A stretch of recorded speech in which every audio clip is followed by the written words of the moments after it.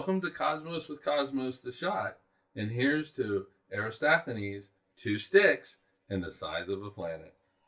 Oh. Cheers.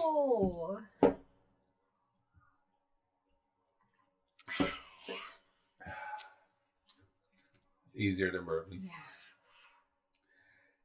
Yeah. Eratosthenes was born in 276 BCE. Yeah, we're definitely going back in time, guys. Was born in 276 BCE in Cyrene, which is in modern day Libya. This is amazing that we know when someone was born that long ago. I know, right? Right? He was a Greek scientific writer, astronomer, and a poet. Though I don't know of any poetry. Okay. Among the calculations, studies, and discoveries he made were measuring the obliquity of the ecliptic. So basically what he did was he measured the tilt of the Earth. Oh, okay. I was like, you're using words I don't know. Yeah, and he also measured the 8-year lunar solar cycle. So if you, every 8 years, you'll go through 99 lunar cycles. And so he measured that. And he also, I did not know this until doing the research for this, devised an algorithm for finding prime numbers, and it's called the sieve of Eratosthenes. Oh. So you can put all the numbers in a row. He had nothing else to do in his life. I know, right? So you put all the numbers in a row, and you can figure out the prime numbers by striking out the number 1, so get rid of it. And then every second number following 2, you strike them out. And then every third number following the number 3, you strike them out. How the fuck? Okay. I don't know. But you continue to do that, and so on and so forth. And you're left with just the prime numbers. I did not know that. Meanwhile, I'm like, what's a prime number again? Basically, it's just divisible by itself. Okay. Yeah, and it's divisible by the number 1 in itself, and that's it. You can't divide it by 2 or 3 or any other number. All right, so but he's best known for measuring the size of the Earth. Okay, the circumference. The circumference of the Earth. Oh, I recall a well is involved. It is. Hey. It is. So at a town called Syene, Syene. Okay. Which is now called Aswan. Okay. Which is 500 miles southeast of Alexandria, Egypt. Okay. Which was the hub of intellectualism. Oh, I was going to say Middle Earth, but that's not right. That's not, we're not in Middle Earth. We're ancient Earth. Real Earth. In Egypt. And so Alexandria is in Egypt. And in this town, Syene, the sun's rays fall vertically at noon at the summer solstice, leaving no shadows. So it goes straight down the well, leaving no shadows whatsoever. Okay. So in 200 BCE, Eratosthenes noted that at Alexandria, there were shadows. And at the same date and time that you get no shadows in Syene, sunlight will cast a shadow of the stick that had been just placed in the ground. And he measured the length of the shadow and is able to calculate the angle that it makes with the stick in the sun. Is this after Pythagoras? Yeah, this is all. Okay. Yeah, okay. So we needed it. So he's working off of. We're working on previous knowledge. All right. Yeah. And he noticed that it was 7.2%, which is roughly, 7.2 degrees, which is roughly 1/50th of a degree. So he knew that the distance between Syene and Alexandria was 1/50th the circumference of the Earth. Oh, okay. Yeah, and so you figure out that distance. Calculate that distance, and then and multiply it by 50, and then you get the circumference of the Earth. Yeah, and so, but contrary to popular belief, at the time, at this time, okay. ancient people knew the Earth was round. Yeah.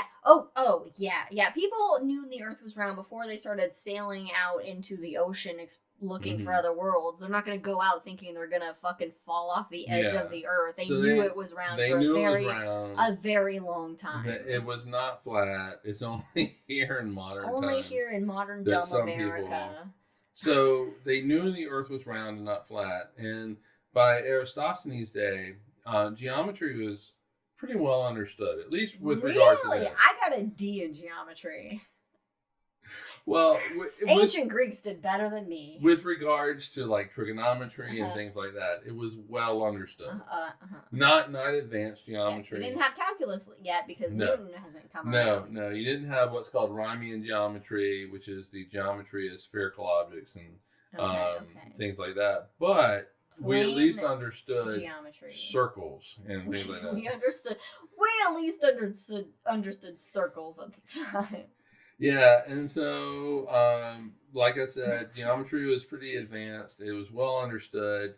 And so Eratosthenes was able to mathematically work out the size of the Earth based on a stick in the ground measuring 7.2 degrees and realizing that that's about a 50th of a circle, and whatever the distance between Seen and Alexandria is, the Earth's circumference is 50 times that.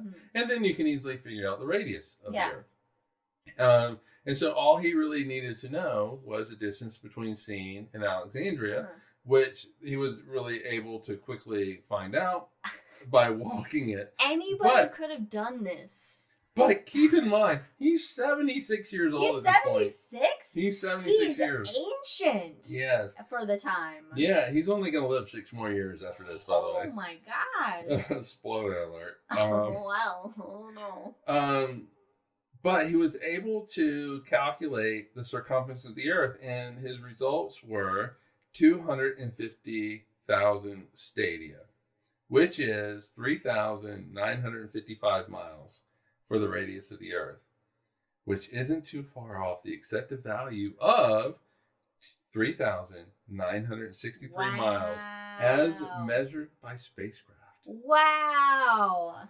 Yeah, he was less than 1% off. Math is that just solidifies how good math is. Well, yeah, but also just understanding a little bit of geometry, not being afraid to say the Earth is round, even though they knew it was round. There was no controversy over the Earth being round.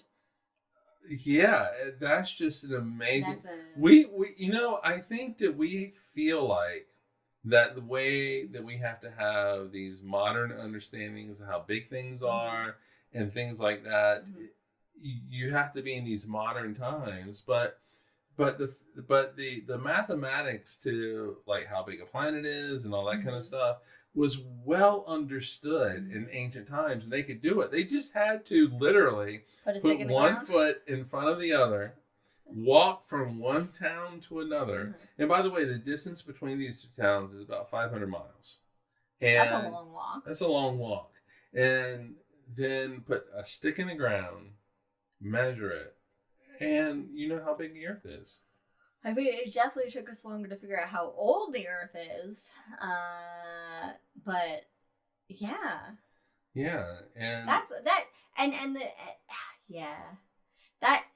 the benefit of thinking beyond. Oh, God did it.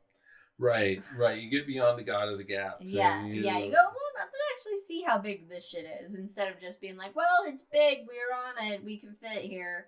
But because whatever did it, using let's actually see how big this thing is that we're on. Yeah, and actually measure it. And this is science. Science is all about the measuring. And this was before technically there was science. Before science was a word. Before science was a method, a process. Yeah, before there was a method, a process to it. This was like the beginnings of science. With the this Greeks. Old dude. I mean, he had nothing better to do in his life than walk 500 miles and be like, "Here's how big the Earth is." Yeah, to be fair though, there was a pretty good understanding of how far Mm-hmm. in Alexandria were at the time. And I mean, I'm sure because a lot of people loved it. Measure the very, between things. But this is the first person to be like, oh wait, we can figure out how big this rock we're on is. Yeah, but how often do we see something in nature and just accept it? And Eratosthenes was like, you know what? I think there's probably something bigger hidden to this, and is able to make the connection between just a stick in the ground and the shadow it makes, and to the size of a whole fucking planet. Is just it's amazing, and that's the story of Eratosthenes. The two real sticks. Little Prince. Yeah, and I know, right? 2 sticks, and how he was able to calculate the size of the Earth. That's cool. So, thanks for joining us for the shot. Join us for all the things, and follow us on all the things. Follow us on all the things. That's what we're looking for. Well, this is right after we an episode. just recorded a full episode. Anyway, thanks for joining us, everyone. We'll see you next time on The Shot with Cosmos. Cheers, everybody. Cheers. Bye.